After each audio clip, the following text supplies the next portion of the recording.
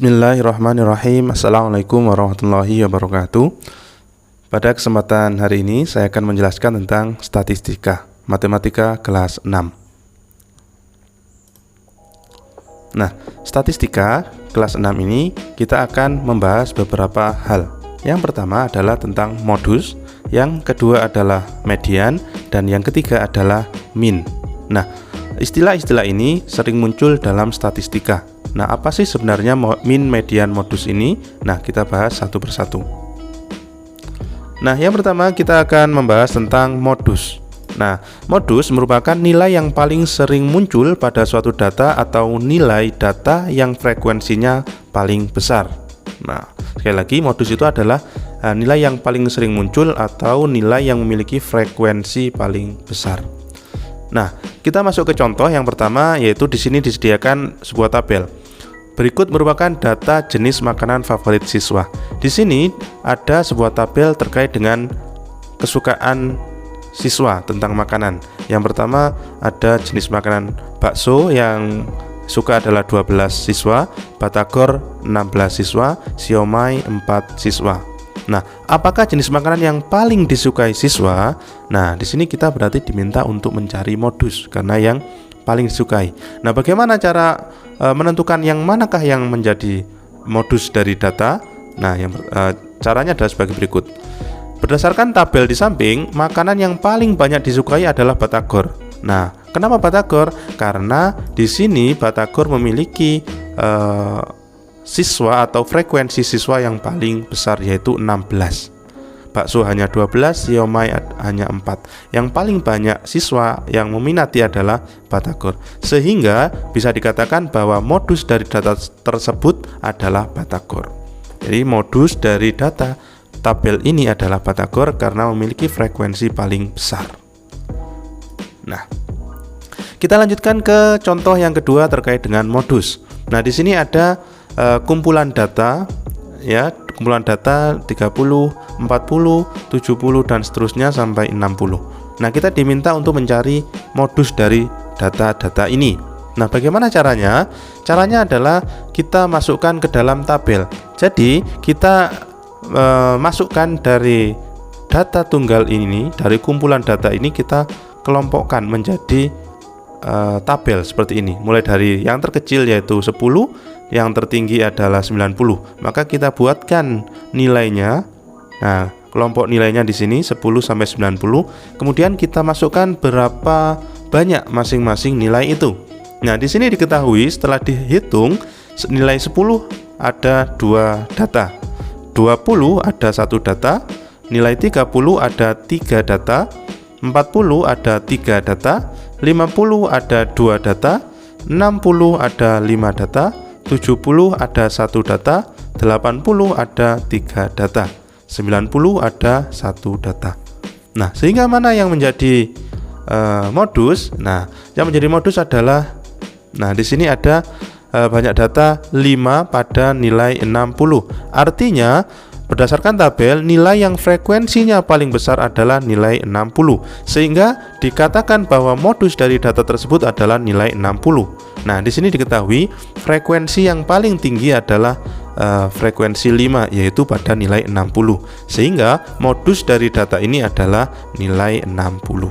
Seperti itu. Nah, kita masuk ke materi median yang kedua, yaitu median. Apa sih median itu? Median merupakan nilai tengah suatu data yang telah diurutkan dari datum terkecil ke terbesar. Sekali lagi, median merupakan nilai tengah suatu data yang telah diurutkan dari datum terkecil ke terbesar. Nilai median tergantung pada banyaknya datum. Nah, bagaimana sih tahapan-tahapannya? Berikut ini adalah tahapan-tahapan dalam menentukan median. Yang pertama, data diurutkan dari data terkecil ke yang terbesar. Nah, ini memang untuk menentukan median harus diurutkan dulu. Tidak boleh data acak langsung dicari mediannya, tidak bisa. Jadi harus diurutkan dari data yang terkecil ke yang terbesar. Nah, yang kedua, jika banyaknya data itu ganjil, maka mediannya adalah datum yang berada di tengah-tengah data yang telah diurutkan. Jadi di sini nanti akan ada 2 rumus yang berbeda untuk mencari median, yaitu jika datanya ganjil, rumusnya adalah untuk mencari median, datanya adalah pada data ke n plus 1 dibagi 2, atau n tambah 1 dibagi 2, yaitu n-nya adalah banyak data atau banyaknya data yang disediakan. Yang ketiga, jika banyaknya data itu genap, maka mediannya sama dengan min atau rata-rata dari dua datum yang terletak di tengah-tengah setelah data diurutkan. Nah, berbeda lagi jika nanti datanya itu genap, maka cara mencari mediannya adalah data ke n per 2 ditambah data ke n per 2 ditambah 1 dibagi dengan 2, di mana n-nya adalah banyaknya data. Nah, untuk lebih jelasnya kita masuk ke contoh soal. Nah, yang pertama di sini jumlah datanya ganjil. Nah, yang dimaksud jumlah datanya ganjil adalah banyaknya data ini 1, 2, 3, 4, 5, 6, 7, 8, 9. Artinya di sini ada 9 data, yaitu data ganjil. Nah, bagaimana cara menyelesaikan soal seperti ini? Nah, penyelesaiannya adalah kita ketahui dulu atau kita hitung dulu banyaknya data. Maaf, ini data ya. Banyaknya data adalah 9. Setelah kita hitung tadi ada 9 data atau n. Nah, kemudian untuk mencari median untuk data ganjil, rumusnya adalah data ke n plus 1 atau n ditambah 1 dibagi 2. Nah, diketahui tadi bahwa n-nya adalah 9, berarti n-nya kita ubah menjadi 9. 9 ditambah 1 dibagi 2. Sehingga nanti mediannya berada pada data ke 10 dibagi 2 atau data ke 5. Jadi jika banyaknya data atau n-nya itu 9, maka mediannya itu terletak pada data ke 5. Nah, selanjutnya kita urutkan. Nah, ini yang harus menjadi perhatian, yaitu data harus diurutkan sebelum ditentukan mediannya. Nah, dari data yang acak ini diurutkan menjadi seperti ini, dari yang terkecil sampai yang terbesar. Nah, kemudian bagaimana? Nah, tadi disebutkan bahwa mediannya adalah data ke-5. Nah, di sini urutan yang kelima adalah, nah ini angka 5. Jadi bukan nilainya 5, tapi data urutan ke-5. 1, 2, 3, 4, 5. Nah, di sini adalah posisinya di tengah-tengah. Sehingga kesimpulannya adalah nilai median atau nilai tengah dari data ini setelah diurutkan adalah 5. Seperti itu. Nah, yang kedua, bagaimana jika jumlah datanya itu adalah genap? Nah, di sini ada data genap. Penyelesaiannya bagaimana? Nah, kita hitung dulu banyaknya data. Di sini banyak data adalah 10. Kita buktikan 1, 2, 3, 4, 5, 6, 7, 8, 9, dan 10. Nah, kemudian kita gunakan rumus yang sudah kita sampaikan sebelumnya. Nah, untuk median, mencari median pada data genap, yaitu rumusnya data ke n per 2 ditambah data ke n per 2 ditambah 1 dibagi dengan 2. Nah, n-nya diketahui 10, berarti kita ubah n-nya menjadi 10, yaitu 10 per 2. Nah, ini juga sama, n per 2 menjadi 10 per 2 tambah 1.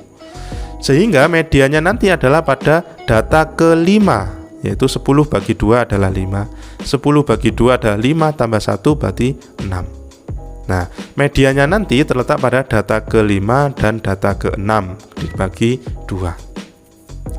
Nah, selanjutnya bagaimana? Selanjutnya dengan cara yang sama, yaitu kita urutkan dari yang acak ini menjadi yang berurutan, ya, dari nilai yang terkecil sampai nilai yang terbesar.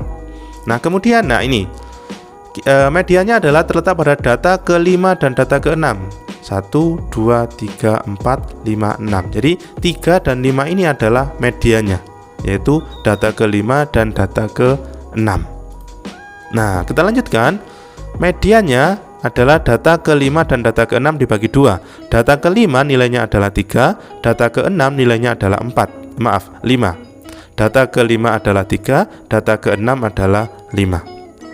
Sehingga kita hitung 3 ditambah 5, 8 dibagi dengan 2. Hasilnya 8 dibagi 2 adalah 4. Sehingga nilai median dari data ini adalah 4. Jadi nilai median itu harus dihitung secara urut. Maksudnya harus diurutkan terlebih dahulu sebelum ditentukan mediannya. Nah, selanjutnya kita masuk ke min. Apa itu min? Min merupakan rata-rata yang diperoleh dari suatu data. Min dapat ditentukan dengan cara membagi jumlah dari seluruh nilai datum dengan banyaknya datum. Nah, bagaimana lebih jelasnya? Perhatikan. Rata-rata atau simbolnya adalah X bar diperoleh dari jumlah datum dibagi dengan banyak datum.